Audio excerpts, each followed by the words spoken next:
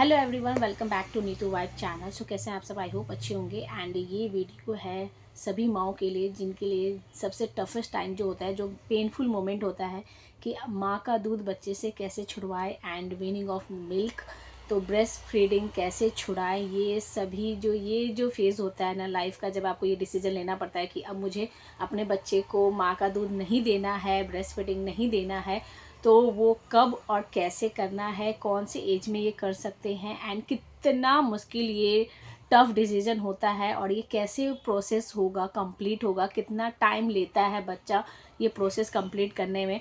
मेरी personal journey क्या रही जब मैंने ये डिसीज़न लिया था और कितना टफ था, तो ये सब इस टॉपिक पे आज हम लोग कवर करने वाले हैं इस वीडियो में। तो अगर आप लोग चैनल पे नए हैं तो do like the video and do subscribe the channel if you are new to this channel.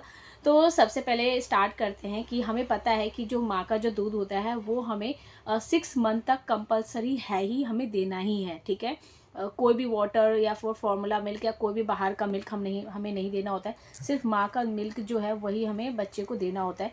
ये हमें 6 मंथ तक तो कंपलसरी है। आफ्टर दैट क्या होता है कि 1 साल के बाद, मतलब कि आपका जो डॉक्टर है उन्होंने भी बोल रखा है कि मतलब बहुत सारे पहले लोग कहते थे कि नहीं, जब तक बच्चा पी रहा है उसको पीने दो। 2 साल 4 साल तक के बच्चे भी पीते हैं माँ का दूध। बहुत माँ के दूध में बहुत स्ट्रांग होता है, इम्यूनिटी स्ट्रांग होता है बच्चे का, बहुत फ़ायदेमंद होता है। नो डाउट ऑफ कोर्स, जो आपका इम्यूनिटी सिस्टम होता है जो बच्चे में स्ट्रॉन्ग करता है एंड जो माँ का दूध होता है वो बहुत ज़्यादा फ़ायदेमंद होता है बच्चे के लिए। बट वो क्वालिटी आपका 6 to 1 year तक ही रहता है, उसके बाद धीरे धीरे वो क्वालिटी आपका डिक्रीज होने लगता है ये। या फिर आप ऐसा बोल सकते हो कि आपका वो डाइट पे डिपेंड करता है कि आप कितना प्रॉपर अच्छा हेल्दी डाइट लेते हो। ठीक है, बट ये आपका पर्सनल डिसीजन होता है कि आपको कब देना चाहिए कब नहीं देना चाहिए। बट अगर मैं अपनी बात करूँ तो मेरे को तो 2 साल पे ही डॉक्टर ने मना कर दिया था। उन्होंने बोला था कि नहीं, उतना कंपलसरी नहीं है अब देना, अब बिल्कुल बंद कर दो।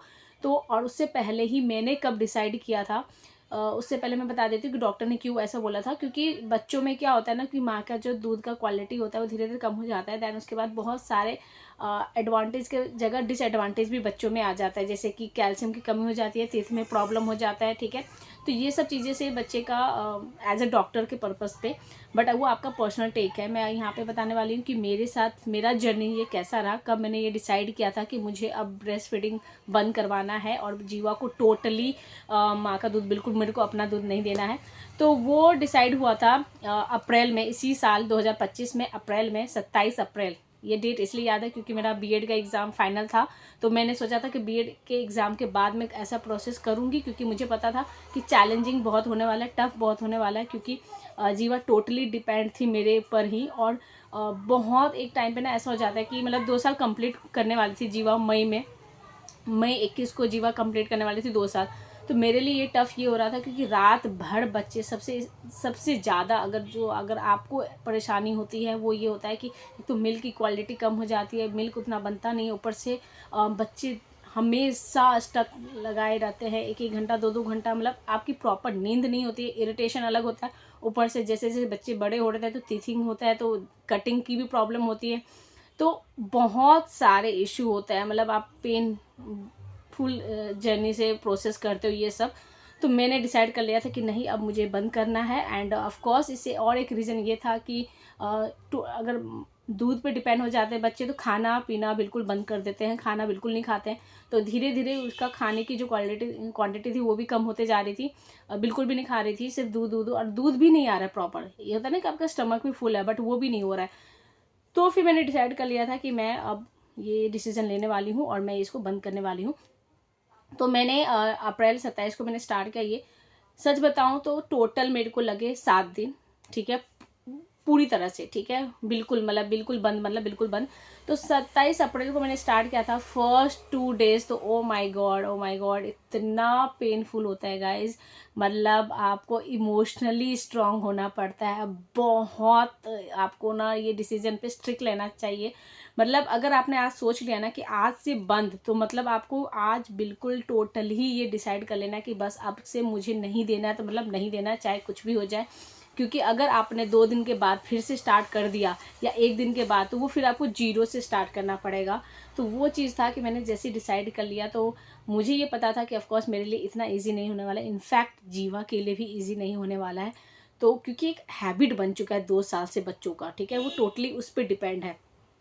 तो फिर मैंने ये जो डिसाइड किया, तो फर्स्ट 2 डेज़ तो आप पूछ नहीं सकते, मैं रोई भी हूँ, ठीक है। मुझे गिल्ट फैक्ट भी बहुत लगा है, मुझे बहुत ज़्यादा गिल्ट लगा कि यार मैं बहुत गलत डिसीज़न ले रही हूँ, मैं अपने बच्चे को ऐसे पनिश कर रही हूँ, पता नहीं क्या क्या, कि मैं अच्छी मम्मी नहीं हूँ क्या, ये वो बहुत सारे क्वेश्चन आते हैं, बहुत सारे।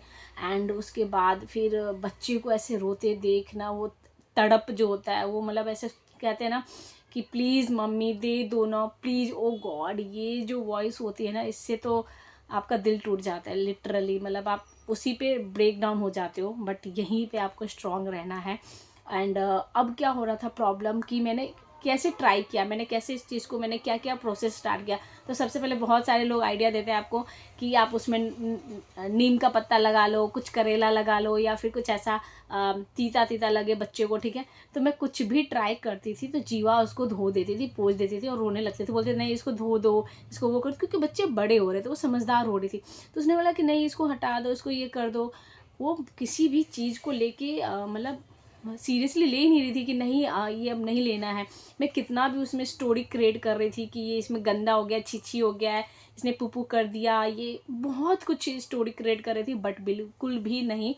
दैन उसके बाद मैंने लास्ट डिसीजन ये था कि मैंने क्या किया, बैंडेज वाला जो पट्टी होता है, रुई कॉटन जो होता है, वो लगाया उस पर सेलो टेप लगा के, ताकि मतलब कि ऐसा स्टोरी क्रिएट किया मैंने कि इसको चोट लग गया है, डॉक्टर ने सुई लगाया है और इसको देखो दर्द हो रहा था ना, तो आपने मऊ का दूध पी लिया तो मऊ ने इसको कट कर दिया, तो अब देखो उसमें चोट लग गया है और इसमें पट्टी बन गया है, तो डॉक्टर ने सुई लगा दी है। तो ऐसे करके मैंने स्टोरी क्रिएट किया एंड इसको लगे टोटली, बट बहुत रो रही थी उसमें भी बहुत ज़्यादा।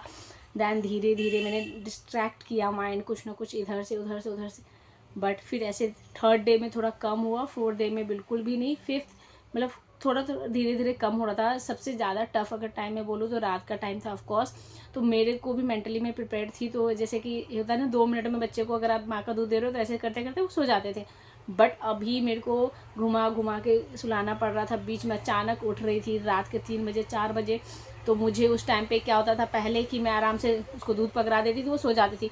बट अब हम दोनों उठते हैं एंड उसके बाद मैं उसको साथ खेलती हूँ या फिर उसको सुलाने की कोशिश करती हूँ, तब जाके वो मतलब सो पाती है, वो भी जब उसको नींद आएगा प्रॉपर तब, नहीं तो फिर नहीं। तो नींद की भी बैंड बज गई थी, बट जो डिसीज़न था मुझे उस पर स्टिक रहना था। तो ये बच्चों के लिए भी इजी नहीं है, इनफैक्ट बच्चों के लिए और ज़्यादा टफ है। फिर 5वें 6ठे दिन टोटल करते करते मई 2 या 3 को ख़त्म, टोटली बिल्कुल भूल गई थी। तो ये आपका मतलब टोटली 1 हफ़्ता लगता ही है प्रॉपर। कुछ कुछ बच्चे 2 या 3 दिन में ही बंद कर देते हैं, कोई कोई 1 हफ़्ता लेता है, ज़्यादा 1 हफ़्ते से ज़्यादा डिसीज़न मतलब नहीं, मुझे नहीं लगता कि डिले होगा।